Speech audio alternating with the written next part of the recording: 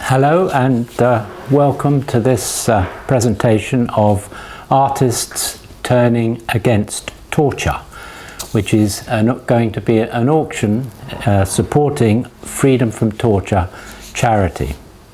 Over the years we've made a number of exhibitions of wood turnings, all of which have tended to have a theme associated with them. And this one, the theme is the use of two art forms.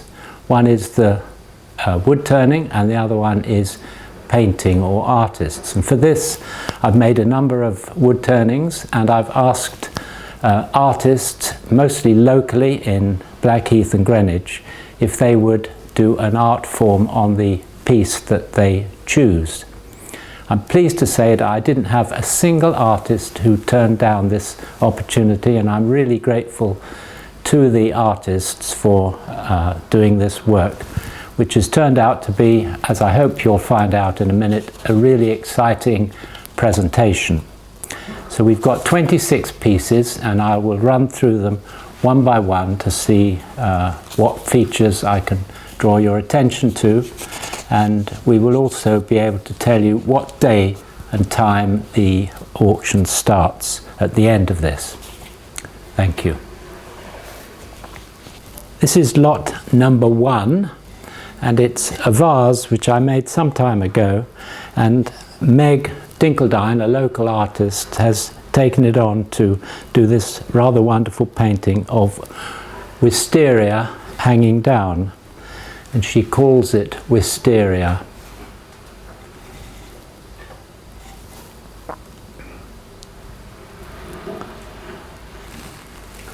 And lot number 2 is a platter made by Hannah Hansel. And Hannah is a professional designer who also is a painter. And she was delighted to take on this project. I made this rather simple platter so that there was plenty of space for painting, and she is currently taking local designs and local things in the neighborhood and in the house and using these as features to make designs, and she's done this rather beautifully and rather elegantly, I think, on this platter, which has got a small bowl in the middle. And on the back she has also added something which I think actually is extremely attractive. This is lot number 2. And lot number 3 is another rather remarkable and distinctive piece, and I think you will see as we go through this how different all the artists have done. There was no theme attached to this when I asked them to do it, and they just did what they wanted to do. Now this piece was not turned by me, but it was turned by a Brazilian wood turner, Raphael, who had a grant from the Worshipful Company of Turners of London to work in Greenwich, and I was asked to be a mentor for him, and he worked in my workshop, and he's produced this rather interesting piece which is not typical of wood turning because it's not round, and it was given to and Margaret Higginson, a local sculptor and artist, took it on, and she's painted these wonderful pictures of woodpeckers. The first one she noted was the one close to the bark, and then she's put different varieties, different species of woodpecker all the way around here. And I think this is a very exciting and rather dramatic piece of combination of art and wood turning. This is lot number 4, which I'm very proud to say was made by my granddaughter, 17-year-old Poppy, who always loved the painting, classical painting by Hokusai, of the wave. And she's interpreted this both because she likes the picture, but also it was drawn at a time when the second wave of the pandemic was upcoming in this country.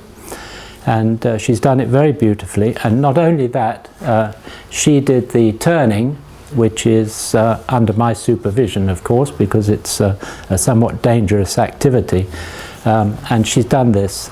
And I'd just like to add that she also did another turning which won first prize for the school children at the Worshipful Company of Woodturners exhibition for Armistice Day, and importantly she won the prize. She had £100 and she gave all of it to the charity that we're supporting today, Freedom from Torture, and we were very proud of her. Lot number 5 was a really interesting piece of turning, because you can probably see that it is very asymmetrical. That is because when I did it, it was a piece of eucalyptus gum tree, and gum tree, when it dries, tends to distort, and it was only distorted so much so that the edges are still continuous within these two circles, which is very lucky for me.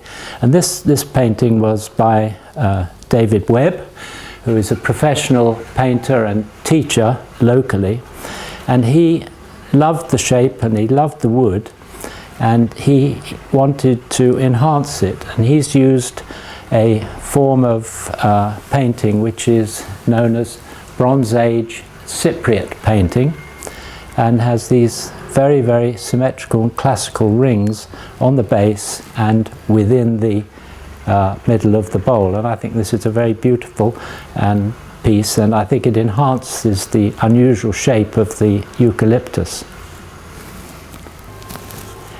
This is lot number 6, which is called Spring, and it's by Penny Matheson, who lives in Greenwich.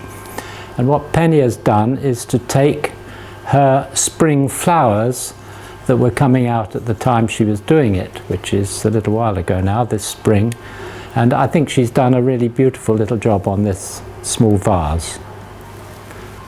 This is lot number 7, which is probably the most unusual piece in this, and certainly was the one that surprised us the most, and it's done by Graham High, who is a very talented man who is both a poet, a sculptor and a painter.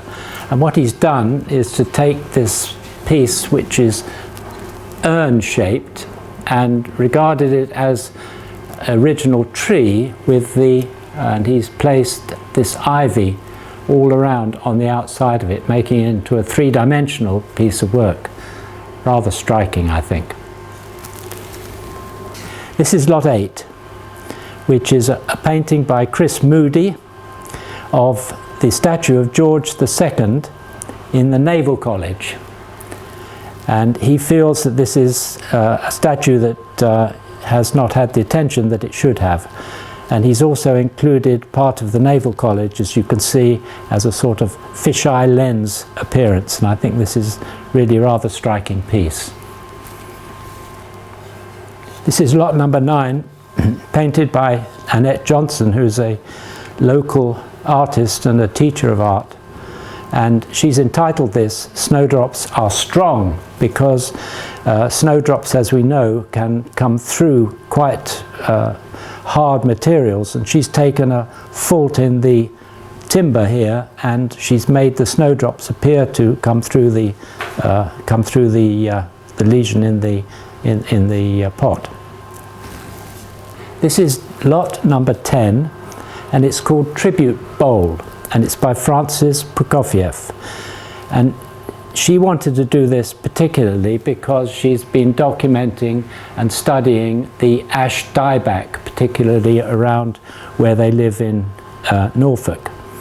And so I made this piece for her specifically out of ash so that she could do the painting on it, which she's painted an ash tree with some dieback in it, and she's put the Latin name for the ash, and she's done another part of the ash underneath. And I think this is a very nice, simple piece.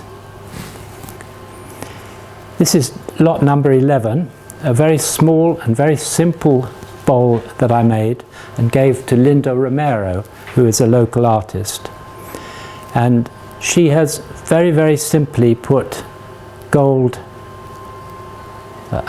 leaf across there and round here, representing the Japanese form of mending things called kintsugi. And so this is called I Am Not Broken. Beautiful, small, simple piece. This is lot 12. It's called Calypso, and it's by Deirdre Ellis. And I made this platter for her specifically to the dimensions she wanted, because she has a piece of raku that she has had for a long time from Canada, and she wanted to have exactly that shape. So you can see that it is asymmetrical center, takes a candle, and it's got these interesting and rather dramatic paintings around it.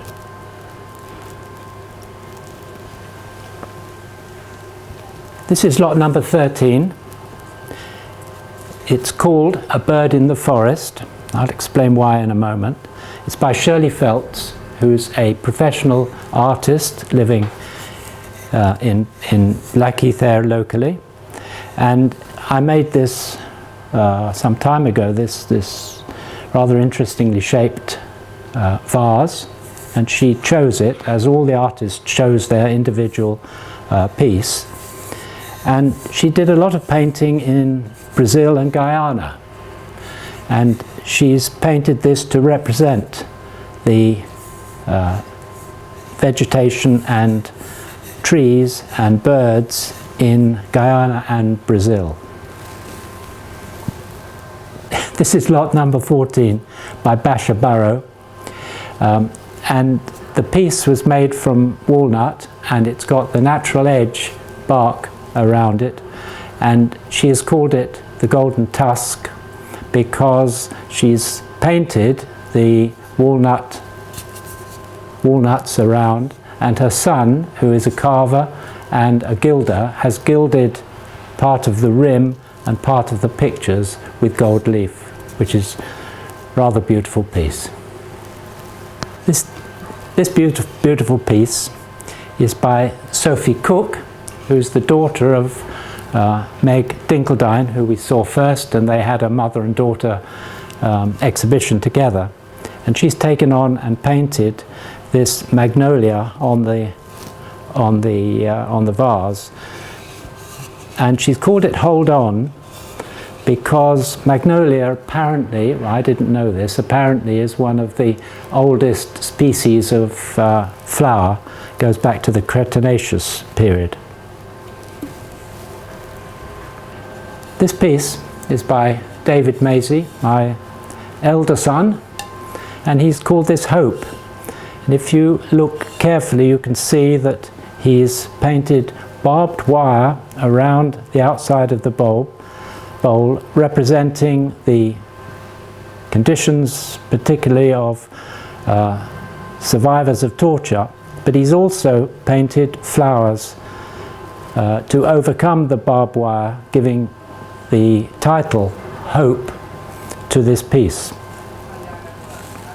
This is lot number 17, and it's called Goldfish, and it's by Tony Young, who used to be a colleague of mine in the hospital, and he specifically asked for a very simple piece of turning, which I did for him, and within this he's painted 3 fish, goldfish, because in his garden he has a pond with 3 goldfish in it, and I think this is rather a delightful idea and a very simple one, and using the inside rather than the outside of the wood turning. This is lot number 18, called Atelier, and it's painted by Sue Parks. Sue Parks is predominantly a potter but also a painter, and she does raku, like one of the previous ones, shown the Japanese form of kintsugi to show where, when you when you mend something, you should mend it, you can mend it, and demonstrate exactly where the mending is, as it makes part of the history of the pot. I think this is the only one where the artist has actually covered the entire wood with painting. This is by Teresa Craig, and she has had a hobby for years of picking up small pieces of broken china, particularly in the edge of the Thames, and she's taken these pieces and she's stuck them on the edge and deep inside this fairly simple bowl. And I think this is another very interesting interpretation of what was suggested that artists might do, and giving them complete freedom to do what they want. This is lot number 20, and it's called A Fill of Golden Light, which is from a line of a Walt Whitman poem, and it's by Jackie Field, who is a professional and artist and teacher of art. And what she specifically said she has done is to take the lines of grain, for example the sun, and she's put the painting to fit in with the lines of the grain, and similarly with the tree, she's taken the lines of the grain that she found in the wood and used that, and I think that's a very interesting concept. This is lot number 21 and is made by another granddaughter, Jessica, and she's called it Suka, which represents the Japanese cherry blossom and is a representation of, if you like, happiness. And she's done it with several different methods, including sponge method of painting. And I think you'll agree this is a really rather striking piece. And inside, she's also done a little bit of the cherry. This is lot number 22 by Tulani Shuku, who is from South Africa, and he did a lot of his painting, he's a professional artist, did a lot of his painting in South Africa, and he has represented the Nguni cattle of the Nguni people that were brought down from into South Africa.